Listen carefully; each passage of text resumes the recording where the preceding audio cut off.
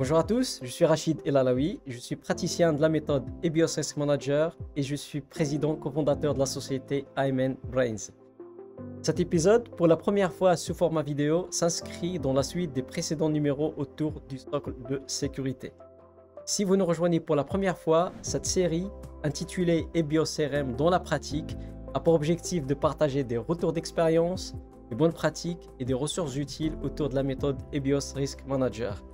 Vous pouvez trouver les anciens numéros dans notre blog amnbrains.com ou sur mon profil LinkedIn. L'objectif de cet épisode est de répondre à la question « Quel référentiel utiliser comme base pour mon socle de sécurité ?» Et c'est parti! Commençons par quelques rappels de ce que nous avons vu précédemment. D'abord, quel est un socle de sécurité? Dans une étude du BioCRM, un socle de sécurité est défini au préalable de l'analyse des risques et est constitué de mesures dont la nécessité relève de l'évidence et qui ne nécessitent pas de risque formalisé pour le justifier. Comme illustré ici dans la pyramide de gestion des risques, le socle de sécurité est constitué de principes de base et d'hygiène et plutôt de mesures obligatoires issues de réglementations, de normes, d'obligations contractuelles, voire de politiques internes. Attention, je ne dis pas que les mesures du socle ne couvrent pas de risques, mais plutôt ces risques sont tellement évidents qu'ils ne nécessitent pas d'être formalisés explicitement. Par exemple, j'ai un VPN depuis Internet vers mon réseau interne. Faut-il vraiment un risque formalisé pour conclure qu'il faut une authentification à minima par mot de passe? Pour moi, ce n'est pas le cas. Je mets cette authentification dans mon socle de sécurité. Au contraire, peut-être une authentification forte n'est pas aussi évidente que ça. Auquel cas, je formalise un risque qui met en avant les limites de l'authentification par mot de passe et qui met en avant les dégâts en cas de contournement de cette authentification. Voyons maintenant un deuxième rappel de quelle est l'utilité du socle de sécurité. Voyons ça de manière schématisée. Ici à gauche, j'ai une analyse des risques sans socle de sécurité identifié au préalable. Comme on le voit, on finit par un nombre important de scénarios de risque à traiter, ce qui impacte la qualité de l'analyse des risques. C'était par exemple le cas avec EBIOS 2010. À droite, j'ai une analyse des risques avec un socle de sécurité identifié au préalable et comme on le voit, cela permet d'éliminer un nombre important de risques, en particulier ceux les plus basiques, et cela permet de finir avec un nombre limité de risques à traiter, ce qui permet de gagner en temps et en pertinence. Troisième rappel, très important, aujourd'hui l'objectif est de définir un processus de choix d'un référentiel qui sert comme base pour mon socle de sécurité. Mais attention, le socle de sécurité ne doit pas être constitué d'exigences génériques cochées dans ce référentiel, mais plutôt de mesures déclinées de ces exigences, contextualisées pour le système d'information en question et décrites sans ambiguïté. Par exemple, si je prends la mesure 25 du guide d'hygiène informatique qui dit sécuriser les interconnexions réseau avec les partenaires, il ne faut pas venir cocher simplement et de manière générique cette mesure dans le référentiel. Il faut plutôt la décliner de manière opérationnelle et pour ce faire, il faudra identifier les partenaires que j'ai un par un. Pour chaque partenaire, j'identifie toutes les interconnexions et après, pour chaque interconnexion, je définis les règles et mécanismes de filtrage qui sont en place. Ok, maintenant, un autre rappel du mode opérateur que nous avons vu précédemment et qui permet d'obtenir un tel résultat. D'abord, première étape indispensable consiste à connaître et de maîtriser le système d'information. Et cela passe en particulier par une cartographie du système d'information.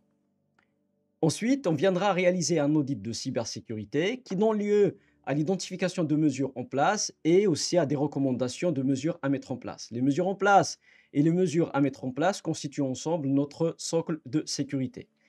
Ici, une recommandation, un conseil que je recommande fortement, c'est à chaque fois que j'ajoute une mesure à mon socle de sécurité, à ce moment-là, je réfléchis à ses limites et aux menaces qui peuvent exploiter ces limites. Ensuite, ces menaces devront être considérées dans l'étude des risques. Après ces quelques rappels importants, revenons au vif du sujet d'aujourd'hui. Pour ce faire, regardons l'étape 2 du mode opératoire qui dit de réaliser un audit de sécurité. Une question qui se pose ici, c'est audit par rapport à quel référentiel? Et là, on se rend compte qu'il manquait en effet une étape à notre mode opératoire qui consistait d'abord à identifier le référentiel qui va servir comme base pour mon socle de sécurité. Donc dans les prochaines minutes, nous allons creuser cette étape et pour ce faire, nous allons répondre à ces questions-là. Comment choisir le référentiel qui va servir comme base pour mon socle? Sur la base de quels critères? Lesquels sont recommandés? Lesquels sont à éviter? Faut-il, une fois que j'ai choisi mon référentiel, faut-il retenir l'intégralité des mesures de ce référentiel dans mon socle de sécurité? Si ce n'est pas le cas, ces mesures-là sont retenues ou pas selon quels critères? Et comme d'habitude, il y a toujours une zone grise et nous allons voir comment limiter, voire éliminer la zone grise entre le socle de sécurité et l'approche par les risques. Enfin, une approche assez courante consiste à considérer les mesures existantes comme socle de sécurité et nous allons voir si c'est une bonne pratique. Dans le processus du choix du référentiel qui va servir comme base pour mon socle de sécurité, nous allons distinguer deux cas et qui concernent la deuxième couche, constituée des mesures obligatoires. En effet, un cadre de conformité obligatoire peut exister comme il peut ne pas exister. Regardons dans un premier temps le cas où un référentiel obligatoire existe. D'abord, c'est quoi un référentiel obligatoire? Celui-ci peut être une obligation légale ou réglementaire, une norme certifiante, une obligation contractuelle ou même une politique interne applicable en transverse à mon organisme et qui devient une obligation pour mon périmètre. Ok, maintenant j'ai un référentiel obligatoire qui existe. Est-ce que je dois l'utiliser systématiquement comme base pour mon socle de sécurité? Pas forcément le cas, et nous allons voir cela dans un arbre de décision. Première question qu'il convient de se poser, est-ce que ce référentiel contient des mesures concrètes et opérationnelles? Par exemple, c'est le cas pour la LPM ou la directive Nice qui parle d'authentification, de cloisonnement, de filtrage. Contrairement au RGPD par exemple, on trouve plutôt pour la partie cyber des principes généraux du genre, si je simplifie, il convient de sécuriser les données de manière convenable. Dans ce deuxième cas, le référentiel en question n'est pas utilisable comme base pour le socle de sécurité, mais sera considéré en entrée de l'étude. Il sera considéré dans la définition des objectifs et aussi dans la définition et la qualification des impacts associés au risque. Donc, si mon référentiel ne comprend pas de mesures concrètes et opérationnelles, je passe au cas 2, comme si je n'ai pas de référentiel obligatoire qui existe et nous allons voir cela plus tard. Ok, maintenant j'ai un référentiel obligatoire avec des mesures concrètes et opérationnelles. Deuxième question qu'il convient de se poser, est-ce que ce référentiel est exhaustif par rapport à l'état de l'art, entre parenthèses? Par exemple, on sait que la LPM ne couvre pas quelques thématiques d'état de l'art. Ça ne parle pas explicitement de la sécurité des communications, ni de la sécurité physique ou des sauvegardes. Dans ce cas-là, il convient de compléter par un référentiel de l'état de l'art. Si par contre, j'ai un référentiel que je considère comme exhaustif par rapport à l'état de l'art, je peux l'utiliser tel quel. Regardons maintenant un autre cas que j'ai appelé ici K1 bis, où pas un seul référentiel obligatoire qui existe, mais plusieurs. C'est un cas assez fréquent. Regardons quelques cas d'usage. Je peux avoir un même système qui est soumis à plusieurs obligations. Il suffit juste d'avoir d'une part une politique interne à mon organisme et de l'autre côté une réglementation qui s'applique spécifiquement à mon périmètre. Je peux aussi avoir un système auquel s'appliquent multiples réglementations aux normes. C'est aussi le cas quand on souhaite créer un modèle de socle de sécurité uniforme qui sera utilisable dans plusieurs projets et ce dans différents contextes réglementaires ou normatifs. C'est par exemple le cas pour des projets internes dans des grands groupes ou des cabinets de conseil pour leurs projets clients. Ici, j'ai deux solutions. Une première solution consiste à choisir parmi ces référentiels obligatoires celui qui est le plus complet et puis établir des correspondances entre ce référentiel et les autres. On peut aussi le compléter si nécessaire. Deuxième solution, qui est ma préférée, que j'ai longuement pratiquée, c'est de créer une trame interne personnalisée et après on vient établir des correspondances entre cette trame et les référentiels applicables. Cette solution présente l'avantage de donner plus de liberté, je peux adapter la granularité que je souhaite, la structure que je souhaite, et aussi cette trame vit dans le temps et je peux ainsi l'enrichir sans être bridé par un référentiel. Il y a un autre avantage aussi, c'est qu'on finit par une seule trame à maîtriser pour moi et pour mes collaborateurs. Regardons maintenant le deuxième cas où il n'existe pas de référentiel obligatoire. Deux solutions se présentent, ou choisir et utiliser un référentiel de l'état de l'art, ou utiliser et construire une trame interne personnalisée comme nous venons de voir. Regardons maintenant comment choisir un référentiel de l'état de l'art. Il faut veiller à quelques critères de choix.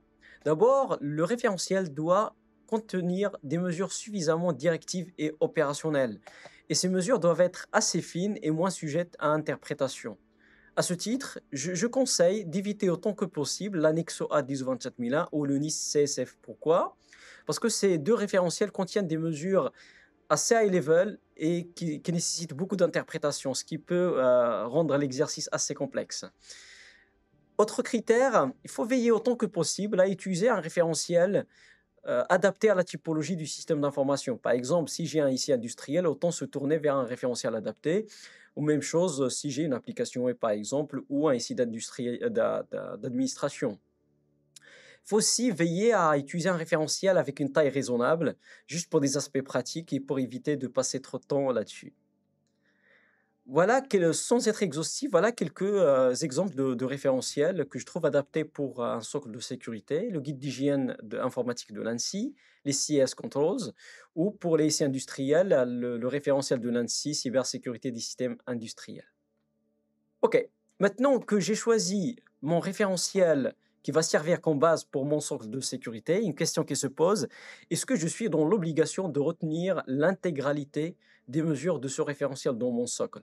La réponse est non. Il ne faut pas oublier, on est bien dans le cas 2, ou dans lequel il n'existe pas de référentiel obligatoire. Le référentiel de l'état de l'art que nous avons choisi, il sert plutôt comme fil conducteur ou comme catalogue dans lequel on viendra piocher des mesures qu'on viendra décliner pour notre système d'information. Ce n'est pas pour ça qu'il va devenir obligatoire. Ok, maintenant, alors, selon quels critères on va retenir ou pas des mesures de ce référentiel? La réponse, on va retenir les mesures évidentes, celles qui ne font pas débat. Rappelons-nous de la définition du socle de sécurité. Elle est constituée de mesures dont la nécessité est évidente et qui ne nécessitent pas d'être justifiées par des risques. Troisième point, il ne faut pas être borné par le référentiel qu'on a choisi.